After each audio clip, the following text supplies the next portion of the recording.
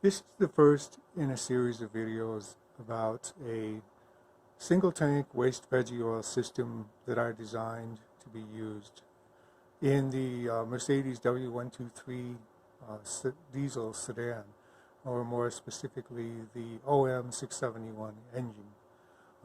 What you're looking at here is a bench setup so I can demonstrate the functionality of the system. And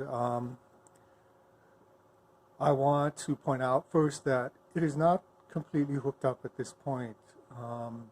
There are components which go only on the vehicle that I cannot demonstrate here, such as the custom fuel pickup that's both coolant and electric heated.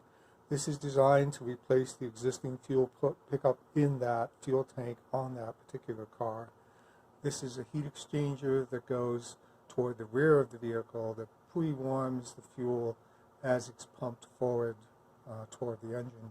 This here is a monoblock that comprises several components, including a heat exchanger, a fuel filter, coolant in and out, fuel in and out, and fittings that match up to the existing fittings needed to hook it up seamlessly to the existing engine's fuel supply system.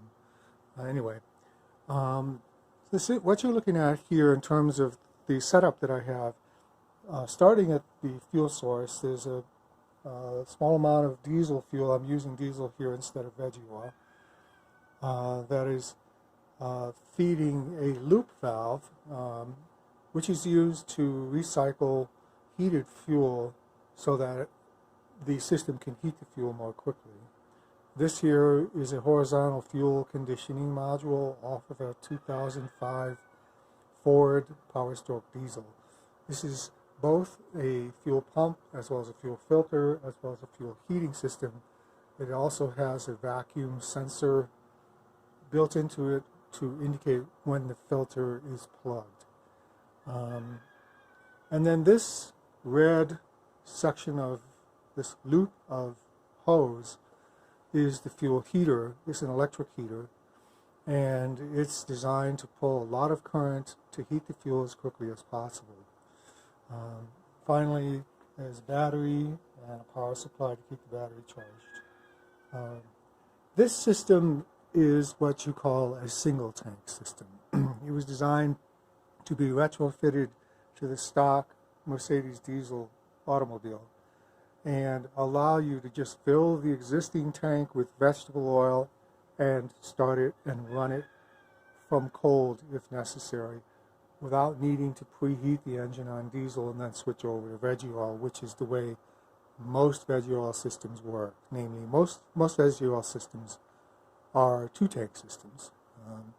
The reason I prefer a single tank is because they're simpler, they have fewer problems, and they last longer. There are fewer contaminants that get into, or what you might call cross-contamination, where you have veggie oil eventually ending up in the petrol diesel tank and vice versa. You have uncontrolled polymerization problems. Anyway, let me start the demo for you. It's a rather cool morning, so it's a good time to show how the system works. Turning the system, sorry about the rooster. Anyway, and the other thing I should note is that fuel pressure, since it's not hooked up to an engine, fuel pressure is being simulated by air pressure, and so there's a little compressor that runs off the side, and you may hear that compressor kicking in and out. Anyway, what happens, the way the system works is I can simulate turning the ignition on by plugging in the computer, and what happens is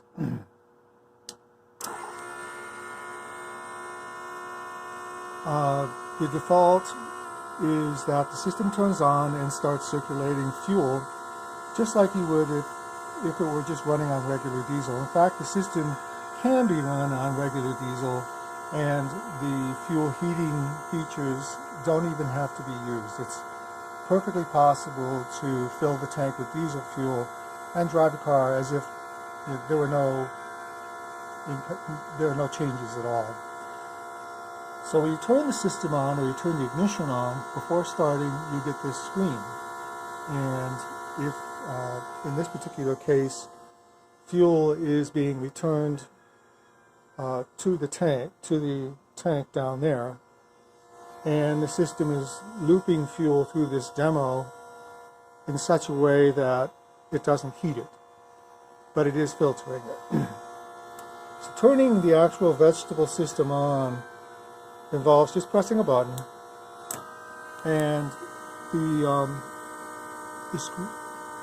information screen will tell you what it's doing, and it will update you on a number of variables in the system, such as fuel pressure, coolant temperature, ambient temperature, how powerful the fuel heater is running, and so on. So the amount of time necessary for the glow plugs to run in order to start the vehicle, so on and so forth. Anyway, at this point, what's happening is the full power is being delivered to the fuel heating loop, and that loop is controlled through a solid-state relay that's capable of delivering variable pulse width, and thus it can change the amount of heat that's being delivered to the system, and consequently how much power is being taken from the battery. Same thing with the glow plug. There's a glow plug override system, which is being demonstrated using a little OM671 glow plug here. I'm sorry, 617 is an OM617.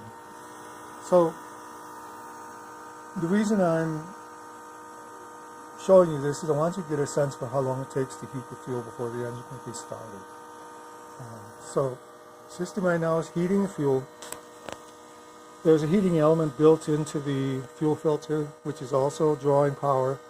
The total power draw at this point is around 60 amps, and it will continue to draw that power for as long as it takes to heat the fuel up to the starting temperature, which is roughly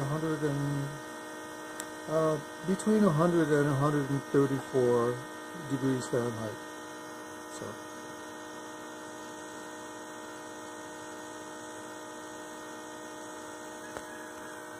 And it's starting to get warm to the touch. I can even feel the heat in the return fuel line. At this point, since it's heating, it's bypassing the return fuel. There's the air compressor.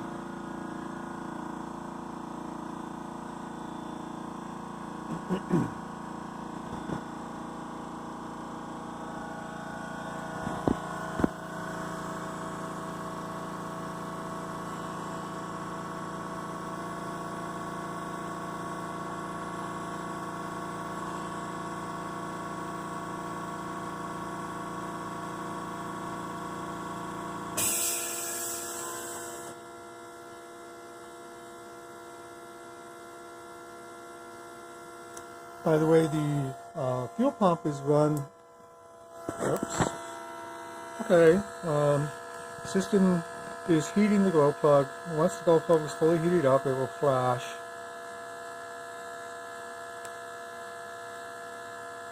There. That flashing means it's okay to start the vehicle. Now, in a real life situation, the vehicle would have been started at this point, and I want you to notice that the glow plug stays warm.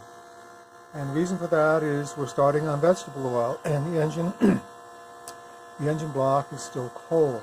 So it's necessary to have heat inputs in order to keep the engine running as clean as possible to avoid coking and carbon buildup in the combustion chamber. Anyway, as the engine warms up, the glow plug will eventually go out, and to simulate that, I can put a little heat on the coolant temperature sensor, which is this sensor right here. And as the coolant temperature rises, the glow plug eventually will go off. So you can see right here, you see that it's pulsing the glow plug, but the pulse width gets smaller and smaller, and the glow plug is no longer glowing, but it's still warm. You can see here, fuel temperature is pretty hot. Coolant was about 120 something, I think. 124.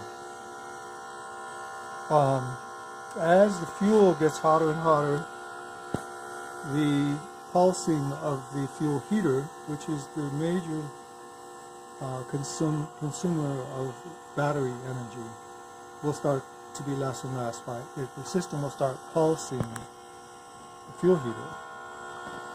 So there, I don't know if you can hear that, but the temperature is 133 on the fuel, and the system is starting to pulse the fuel heater, and by doing that it will stabilize the temperature and maintain it as necessary.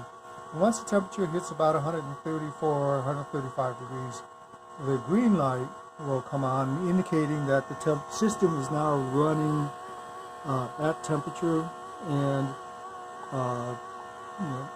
it's no longer requiring as much energy, electrical energy, to keep it running. Now, if the system had actually been hooked up utilizing the various heat exchangers that are just on display here, but not hooked up, then the heat will start, as the engine warms up, the heat will start to be transferred into the fuel just from the latent heat in the coolant from the engine.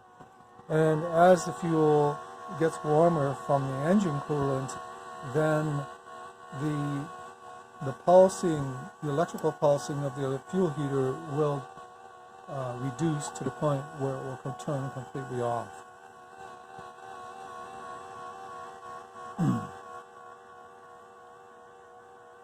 Shutdown is easy. Once you plan to stop the vehicle, you just hit the WVO button on the dash. It turns off all the heaters, and you can shut the vehicle off right then and there. And that's the system in as much of a nutshell as I can put it. I will follow this up with additional videos going into more detail. Thank you for watching. My name is Tom Feller-Babel.